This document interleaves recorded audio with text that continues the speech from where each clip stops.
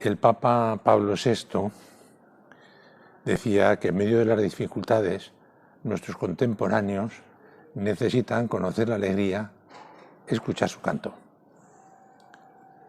El joven rico que se acerca a Jesús, que quiere heredar la vida eterna, el Señor le propone una historia de amor.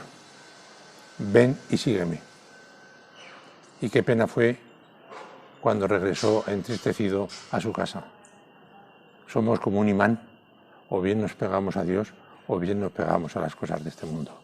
Pero sin embargo, lo que hace falta para ser feliz no es tener bienes, sino tener un corazón enamorado.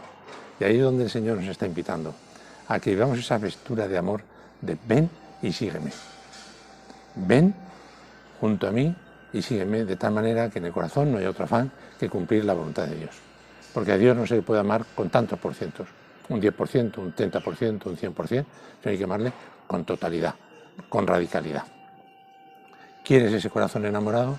Pues si vivimos enamorados del Señor, experimentamos su amor, veremos qué alegría, qué paz que tenemos, la alegría de Dios, la alegría de un corazón verdaderamente enamorado, y podremos cantar.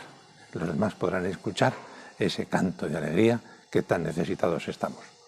Los que no somos muy duchos en el canto, por lo menos Dios nos ayudará a poder cantar, si somos generosos, con nuestra propia vida, la alegría. Un saludo muy fuerte y hasta la próxima. Chao, que Dios te bendiga.